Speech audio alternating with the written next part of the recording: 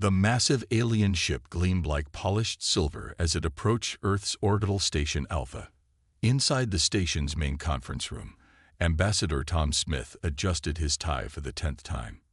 After 6 months of remote communications, the Galactic Council's delegation had finally arrived for face-to-face talks about Earth joining their interstellar community. "Remember, everyone, stay calm and follow the protocols," he told his team, trying to hide his own nervousness. The room's displays showed the alien ship extending its docking bridge, its surface rippling like liquid metal. 10 minutes later, the delegation entered. The aliens moved with fluid grace, their tall, slender forms covered in shimmering robes that changed color with each movement. Their leader, High Counselor Blue, stood nearly 8 feet tall. Despite their intimidating height, their large eyes and gentle movements gave them an almost peaceful appearance. "Welcome to Earth's orbital station Alpha," Smith said, bowing slightly. "We're honored to host the Galactic Council's delegation." Blue's translator device hummed softly before responding. "The honor is mutual, Ambassador Smith. Your species has shown remarkable progress in recent decades." The initial greetings went smoothly. Smith's team had spent months studying alien diplomatic protocols, and it showed.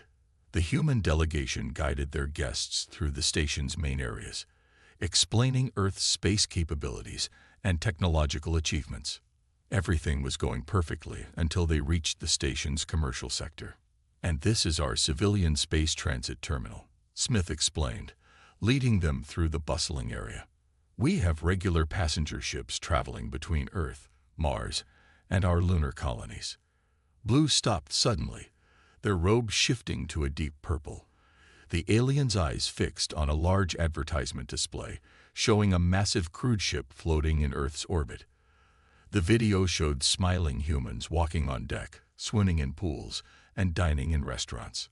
"Ambassador Smith," Blue's voice had an odd tone. "What is this facility?" "Oh, that's the newest luxury cruise ship, the Star Wanderer. It's a pleasure vessel, Fat." "Pleasure vessel?" Another alien counselor interrupted, their robe flashing a bright yellow. "You confine your people in such a structure for pleasure?" Smith blinked in confusion. "Well, yes. People pay good money to." "They pay?" Blue's translator couldn't quite capture the mix of horror and disbelief in their voice. The entire alien delegation's robes had shifted to various shades of alarmed colors. The advertisement continued playing, showing interior shots of cabin rooms. To Smith, they looked perfectly luxurious, but he noticed the aliens' growing distress. "These chambers," Blue pointed at the cabin footage, "they're so confined, and the humans are locked inside while in space." "Not locked," Smith corrected quickly. "The doors open freely. Passengers can move around the ship as they please, but they cannot leave." Another counselor asked. "Well, no, not while we're in space, obviously." The aliens huddled together, speaking rapidly in their native language. Their robes swirled with colors Smith had never seen before. When they turned back, Blue's expression was grave. "Ambassador Smith, we must discuss something of great concern. Your species, these vessels you've shown us, they bear striking similarities to what we consider prison ships." Smith's jaw dropped. "Prison ships? No, you've misunderstood. These are luxury vessels. People go on cruises for vacation, for fun." "Fun?" Blue seemed to struggle with the concept. "You mean to tell us that humans voluntarily confine themselves in small chambers, subject themselves to artificial environmental conditions, follow structured time schedules for meals and activities, and pay currency for this experience?" Put that way, Smith had to admit it sounded strange. "Well, yes, but..." "And these vessels," Blue continued, gesturing at another advertisement showing multiple cruise ships. "How many do you operate?" "Currently, about 50 in Earth orbit alone, with another 20 under construction." The aliens' robes shifted to deep blue, a color Smith's cultural briefing had associated with extreme concern. 50 vessels. Blue's voice was barely a whisper. each capable of holding thousands of humans, voluntarily confined. Not confined, Smith protested. Look, I think we're having a cultural misunderstanding here. These ships are the height of luxury. People save up money all year to spend time on them.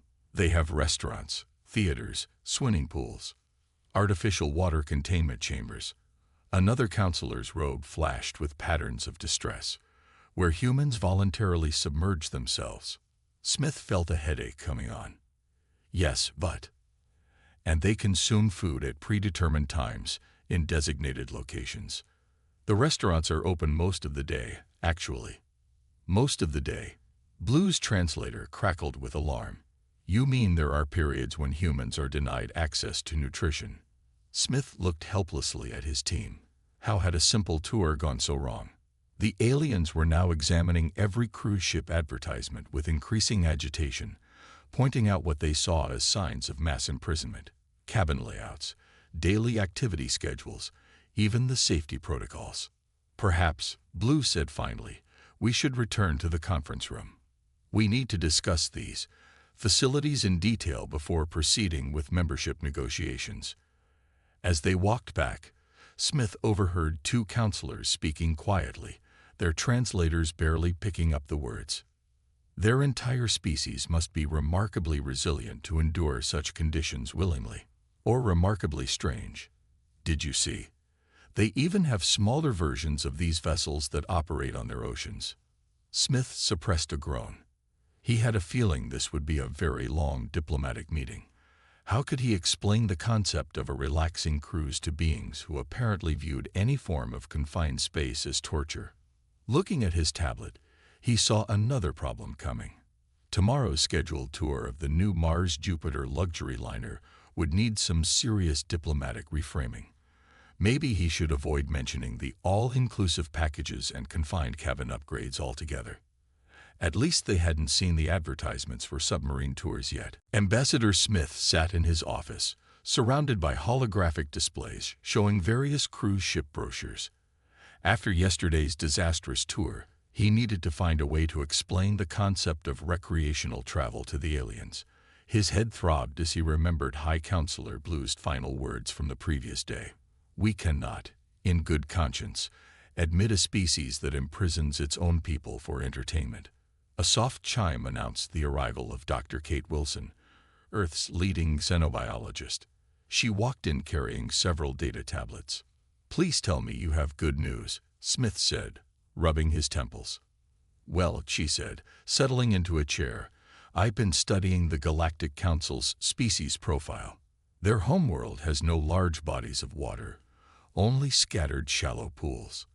They evolved in vast open plains and never developed any concept of enclosed recreational spaces. That explains their reaction to the swimming pools, Smith muttered. It gets better, Wilson continued. Their species experiences severe anxiety in enclosed spaces. Even their spaceships are designed with massive open areas and virtual sky projections. The idea of voluntarily entering a confined space for fun is literally incomprehensible to them. Before Smith could respond, his communication panel lit up. The aliens had arrived for their scheduled meeting. Minutes later, High Counselor Blue and 3 other council members glided into the office, their robes shifting between concerned shades of blue and purple. Ambassador Smith, Blue began, we have reviewed the information about your pleasure vessels. We have questions. Smith gestured toward the seats, but the aliens remained standing. Another cultural difference, they preferred to move freely during discussions.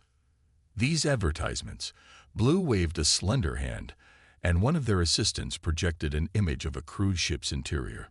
They show humans in formal attire, following specific dress codes for different ship areas. This is clearly a form of enforced uniformity. Actually, Wilson stepped in. Humans enjoy dressing up for special occasions. It's part of the experience. They enjoy being told what to wear. An alien counselor's robe rippled with confusion. Not told, Smith explained. Choosing to wear elegant clothes for elegant events. Like Like how your robes change colors to match your emotions. It's a form of expression. The aliens conferred briefly in their native language, and these structured activities. Blue pointed to a cruise itinerary, designated times for entertainment, exercise, and social interaction. Those are optional, Smith said quickly. Nobody has to participate. They're suggestions, not rules. Optional imprisonment is still imprisonment, one of the counselors stated firmly. Smith fought the urge to bang his head against his desk. Instead, he pulled up a new hologram, passenger reviews of various cruises. Look at these testimonials.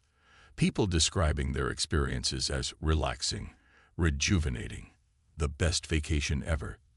These aren't prisoners. They're happy customers.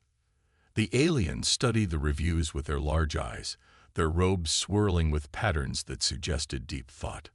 Perhaps, Blue said slowly, we should discuss the concept of vacation. Our data suggests it means a period of voluntary cessation of regular duties. Yes, Smith latched onto this glimpse of understanding. Humans work hard, and sometimes they need time to rest and recover. Cruise ships provide a chance to relax without worrying about daily responsibilities. By being confined in a floating metal structure. An alien counselor's robe flashed skeptical patterns. Wilson stepped in again. Think of it this way. Humans evolved in environments where finding food, shelter, and safety required constant effort. Having all our needs met in a comfortable, controlled environment can be deeply relaxing for us. Fascinating, Blue murmured, and disturbing. Your species finds comfort in conditions we would consider psychologically damaging. Different evolutionary paths, different comfort zones, Wilson explained. Just as you need open spaces, we sometimes enjoy cozy ones. Cozy. The translator struggled with the word. Comfortable because it's enclosed, Smith tried to explain. Like how some humans enjoy being wrapped in warm blankets. This led to a 10-minute tangent explaining blankets, during which the aliens' robes displayed entirely new patterns of bewilderment. Let us confirm our understanding, Blue said finally. Humans voluntarily enter these vessels, knowing they will be surrounded by walls and artificial environments, following suggested schedules and dress codes, eating at regular intervals. Yes, Smith nodded encouragingly. And they do this because it removes the stress of making constant survival decisions. That's actually a pretty good way to put it. The aliens conferred again, their robes shifting through various shades of contemplation. We have another concern, Blue announced. These cruise ships appear to be training facilities for space travel. You are conditioning your population to accept confined spaces and regulated schedules. Smith blinked. What? No, that's not. The evidence is clear, another counselor interrupted. These vessels prepare humans for long-term space missions by normalizing confined living conditions. It is a clever strategy. Wilson caught Smith's eye and gave a slight nod. Maybe letting them believe this was better than further attempts to explain tourism. We will need to discuss this development with the full council, Blue declared. A species capable of voluntarily adapting to confined spaces could be valuable to the galactic community. As the aliens filed out, Smith collapsed in his chair. Well, that went differently than expected. Wilson smiled. Look on the bright side. They'd gone from thinking we're running prison ships to thinking we're running secret training programs. That's progress, right? I suppose. Smith looked at his schedule and groaned. Tomorrow they want to discuss theme parks. How do I explain roller coasters to a species that fears enclosed spaces? One cultural misunderstanding at a time. Wilson patted his shoulder. At least they haven't discovered water parks yet. Through the window, they watched the alien ship orbiting above, its vast, open decks a stark contrast to the cruise ships below. Smith made a mental note. If Earth joined the Galactic Council, someone would make a fortune designing cruise ships with both human and alien comfort zones in mind.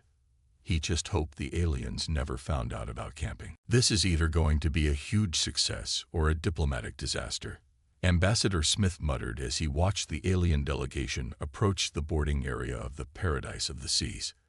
Earth's largest cruise ship floated majestically in low orbit, its 18 decks gleaming in the sunlight. High Counselor Blue and 5 other alien representatives moved cautiously along the transparent boarding tube, their robes swirling with colors that suggested a mix of anxiety and curiosity. Dr. Wilson walked beside them, offering reassurance about the ship's safety features. Captain Laura Reed waited at the ship's entrance, her crisp white uniform drawing concerned glances from the aliens. "Welcome aboard the Paradise of the Seas," she said with a warm smile. "We've prepared a complete tour of our facilities." "Your containment uniform is very authoritative," Blue observed, robe flickering with worry. "It's a tradition dating back centuries," Smith explained quickly. "Ship captains wear white as a symbol of cleanliness and safety." "Ah, a hygiene protocol. This we understand." The aliens' robes settled into slightly calmer patterns. The tour began in the ship's grand atrium, a space deliberately chosen for its high ceilings and open design.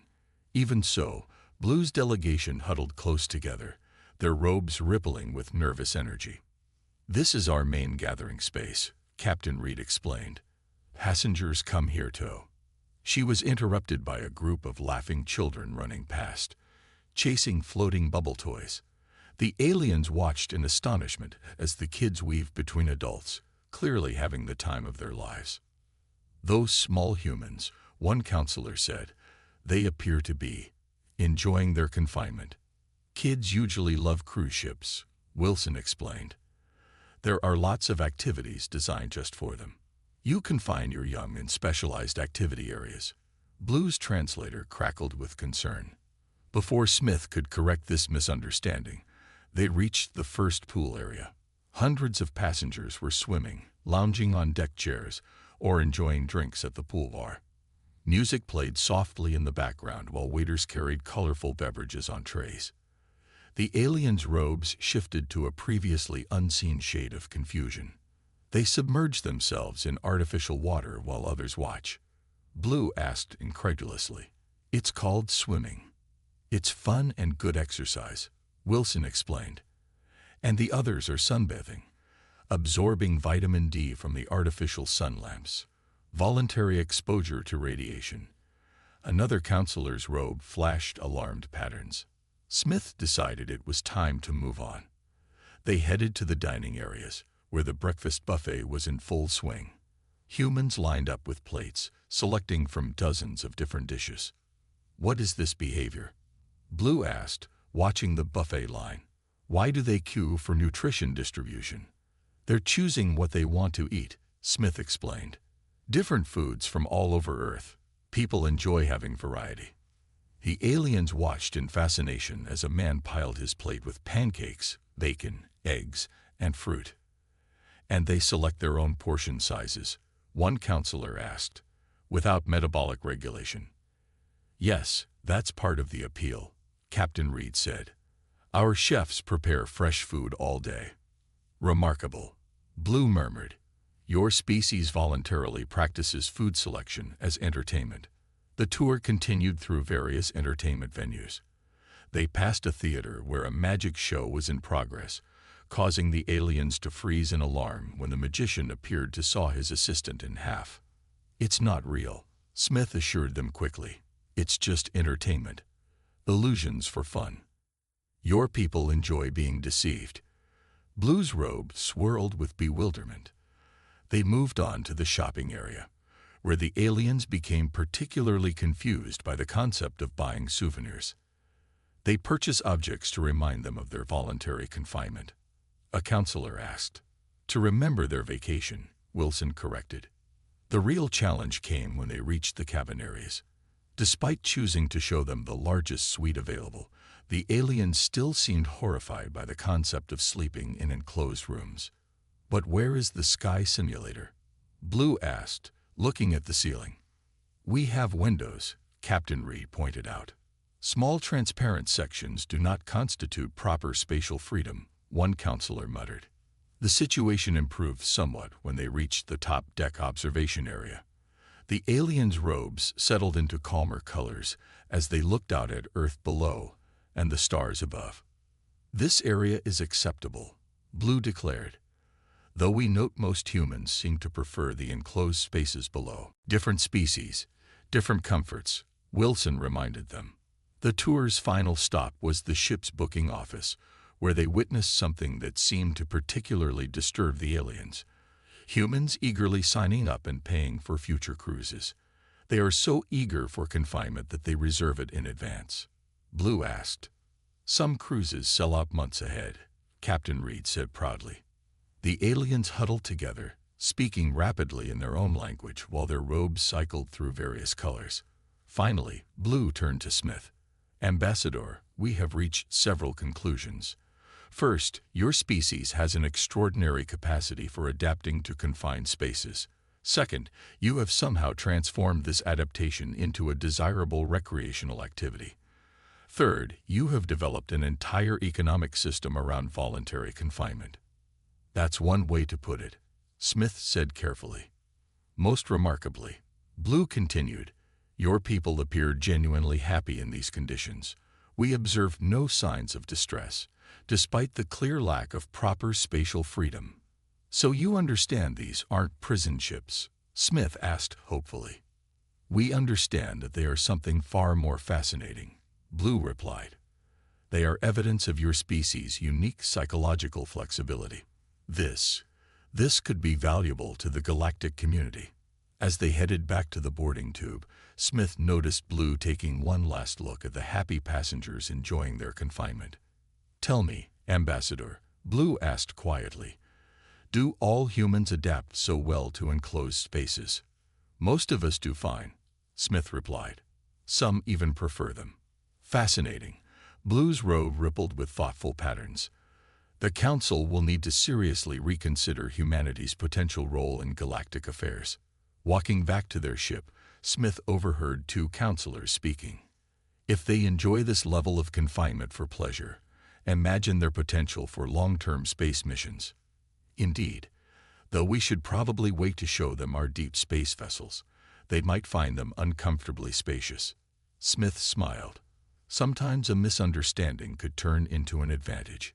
He just hoped they never had to explain the concept of submarine tours to the Council. Back in Earth's orbital station, Ambassador Smith sat in a conference room with Dr. Wilson and Captain Reed, watching the recordings from their cruise ship tour.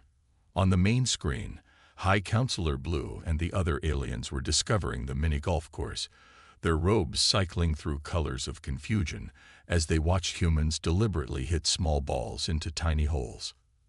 "They've been in closed meetings for 3 days now," Smith said, pausing the recording. "Either we've completely ruined our chances of joining the Galactic Council, or we've somehow impressed them," Wilson finished. "Did you notice how their robes changed color when they saw the children's play area? That wasn't just confusion. There was something else there." Before they could discuss it further, the room's communication panel lit up with an urgent message. The alien delegation requested an immediate meeting. 20 minutes later, High Counselor Blue and a new group of alien experts glided into the room. Their robes displayed complex patterns none of the humans had seen before. "Ambassador Smith," Blue began, "we have spent considerable time analyzing what we learned aboard your recreational vessel. We have questions about human psychology." Smith nodded cautiously. "Dr. Wilson would be happy to. Your species deliberately seeks out confined spaces for relaxation," one of the new aliens interrupted. Its robe identified it as a xenopsychologist. "This trait appears throughout your culture. You build small rooms for sleeping, enclosed vehicles for transportation, and now these massive ships for entertainment." "Well, yes," Wilson replied. "Humans often find comfort in what we call cozy spaces, and this trait develops naturally." Another alien expert asked. "Without genetic modification?" "Completely natural," Wilson confirmed. Though some humans prefer open spaces, most of us are comfortable in enclosed environments from childhood. The aliens conferred briefly, their robes swirling with excited patterns. "Show them," Blue instructed. One of the aliens activated a holographic display. It showed a massive spacecraft, unlike anything the humans had seen before. Its interior was a vast, open space with barely any walls or divisions.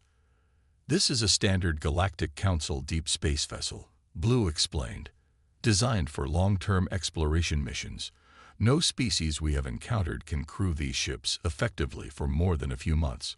The psychological strain of enclosed spaces, even ones as open as this, becomes unbearable." Smith looked at the ship's specifications, scrolling past. "Those are very large ships."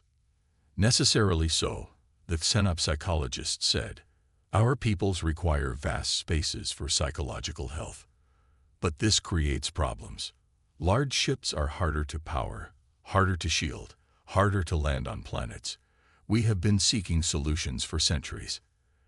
And then, Blue's robe rippled with what seemed like amusement. "We discovered a species that not only tolerates confined spaces, but creates them for entertainment." Wilson sat up straighter. "You're saying our ability to handle small spaces could be valuable?" "Valuable." The xenopsychologist's robe flickered with enthusiasm. "It could revolutionize deep space exploration. Your cruise ship crews live in smaller quarters than our emergency escape pods." Captain Reed smiled.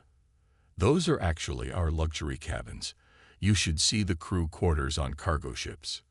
The aliens' robes all shifted to a new color, something between shock and admiration. "There's more," Blue continued. "We observed how your people handle regulated schedules, restricted movement areas, and limited social groups. These are all crucial skills for long-term space missions. Skills we thought had to be developed through extensive training." Another alien added, "Yet your species treats them as entertainment." Smith began to understand. "So our cruise ships are inadvertently perfect training grounds for deep space psychology," Blue finished. "Your entire species has been conditioning itself for space travel through entertainment." The aliens displayed more holograms, designs for new ships that combine their advanced technology with human-sized living quarters. The efficiency gains were staggering. "A ship this size," Blue explained, pointing to one design, "with human-scaled crew areas, could operate with 1/3 the power requirements of our current vessels. It could reach other galaxies in a single generation." "And you think humans would be interested in crewing these ships?" Smith asked. The xenopsychologist's robe rippled with what might have been laughter. "Ambassador, we watched humans pay currency to live in smaller spaces than these. We believe finding volunteers will not be difficult." "There is, however, one concern," Blue said. "We noticed many of your people engaged in an unusual behavior during the cruise ship tour. They stood at windows or on open decks, looking at the stars with what our emotion sensors detected as longing." Wilson smiled. "Humans have always dreamed of exploring space. We're comfortable in small spaces, but we use them as a way to reach big ones." The aliens conferred again, their robes displaying complex patterns of excitement and consideration. "Ambassador Smith," Blue announced finally, "the Council has a proposal. We believe humanity's unique psychological adaptations make you ideal partners for our deep space exploration program. Would your people be interested in helping us reach the stars?" Smith looked at Wilson and Reed, who were both grinning. "I think we might know a few million humans who would jump at the chance." "Excellent." Blue's robe shifted to a bright, pleased color. "Though we should discuss one other matter. Our sensors detected multiple humans on your cruise ship engaging in something called karaoke. Is this some form of ritual combat?" "Actually," Smith said, trying not to laugh, "that's another form of entertainment, though some might call it combat." As the meeting continued, Smith couldn't help but smile at the irony. What had started as a cultural misunderstanding about prison ships had led to humanity's unique ticket to the stars. though he did wonder how the aliens would react when they discovered that humans also voluntarily confined themselves in spacesuits just to float in open space for fun. Some cultural differences, he decided, could wait for another day. 1 month after the crude ship tour, Ambassador Smith stood in front of the full Galactic Council. The massive chamber, designed to accommodate various alien species, stretched so high its ceiling disappeared into darkness. Around him, hundreds of delegates from different worlds sat in rising tiers, their robes creating a swirling ocean of colors. High Counselor Blue stood at the central podium, addressing the assembly. Honored representatives, we are here to vote on 2 unprecedented proposals. First, the admission of humanity to the Galactic Council. Second, the creation of a new joint space exploration initiative, with humans as primary crew members. A low murmur filled the chamber as various species discussed among themselves. Their translators created a soft buzz of overlapping languages. Before we vote, Blue continued, Ambassador Smith has prepared a presentation about humanity's unique qualifications. Smith stepped forward, trying to hide his nervousness. The next few minutes could determine humanity's future among the stars. Behind him, a holographic display activated, showing the paradise of the seas cruise ship. Distinguished council members, he began, this is not, as some of you first assumed, a prison ship. This is how humans choose to spend their vacations. The chamber erupted in shocked whispers. Smith had expected this reaction. Dr. Wilson had helped him prepare for it. Yes, we voluntarily live in enclosed spaces. Yes, we find comfort in regulated environments. And yes, we pay for the privilege. He paused as the translators caught up. But more importantly, we use these experiences to dream of something bigger. The display changed to show humans throughout history. Ancient sailors in tiny cabins crossing vast oceans, submariners exploring the deep in cramped vessels, astronauts in confined capsules reaching for the moon. My species has always used small spaces to reach big ones, Smith continued. We're comfortable in confined areas not because we love confinement, but because we love exploration more. The display shifted to the new ship designs, the hybrid vessels that combined alien technology with human-scaled living quarters. Your deep space ships are magnificent, Smith said, but they're too large to be efficient. Our ability to live comfortably in smaller spaces could revolutionize space exploration. We don't see it as a hardship. We've been practicing for this our entire history. A delegate from a gaseous species spoke up, its translator crackling. But what about the psychological strain? Even short-term space missions affect most species severely. Smith smiled and brought up footage from the cruise ship's final day. These passengers had just spent 2 weeks in space, in quarters much smaller than your proposed ships. Look at them. The footage showed humans laughing, playing games, exercising, and enjoying themselves. Most notably, it showed them eagerly booking their next trips. We don't just tolerate these conditions, Smith explained. We seek them out. We enjoy them. And most importantly, we use them to fuel our dreams of exploring further. Another delegate, a crystalline being, chimed in. But surely your species must have some limits. Some breaking point. Smith nodded to Dr. Wilson, who had been waiting at the side.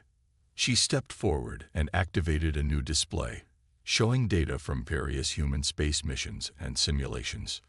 We've tested those limits extensively, she explained. Humans have lived in underground bunkers, underwater facilities, and space stations. We've run year-long isolation experiments. Some humans even choose to live in tiny homes for their entire lives. The chamber buzzed with amazed discussions. Blue raised a hand for silence. There is another factor to consider, Blue announced. Show them. The display changed to show the results of a survey that had been conducted on Earth over the past month. The question was simple. Would you volunteer for long-term deep space exploration missions? The response numbers were overwhelming. Over 10 million humans have already volunteered, Smith said proudly. And that's before we even announced the actual program. A ripple of astonished colors swept through the aliens' robes. But the most interesting part, Smith continued, was their main concern about the mission. He brought up another survey result.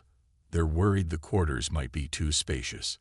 They're actually requesting more compact living spaces to improve ship efficiency.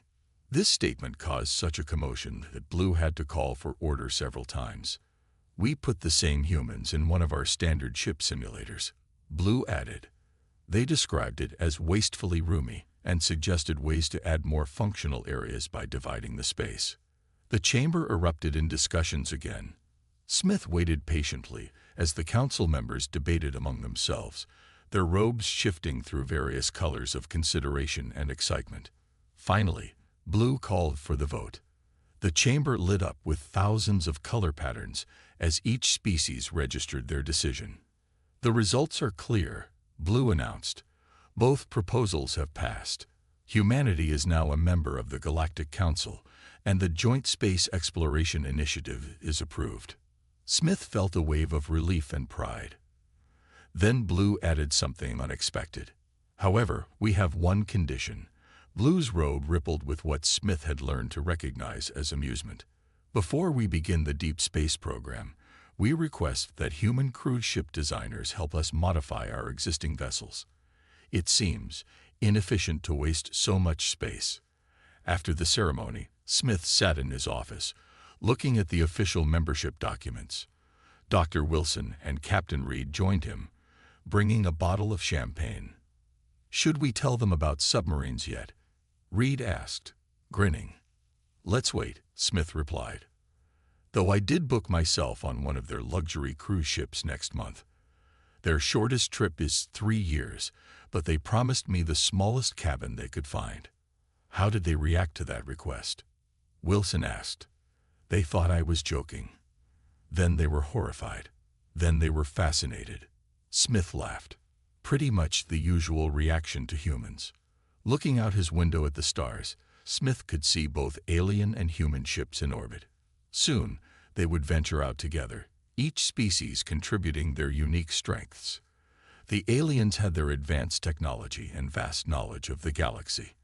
And humans had their dreams of exploration and their strange ability to turn confinement into comfort. "You know what's really funny?" Wilson said, following his gaze. "All those years of building cruise ships, and we were accidentally preparing ourselves for the greatest journey of all." "Not accidentally," Smith corrected. "We built those ships because we wanted to explore, to go places we'd never been. We just never realized that our way of exploring would turn out to be our greatest asset." As they celebrated, a message came in from the Galactic Council. They wanted to discuss another strange human habit they'd discovered. Something called camping, where humans voluntarily slept in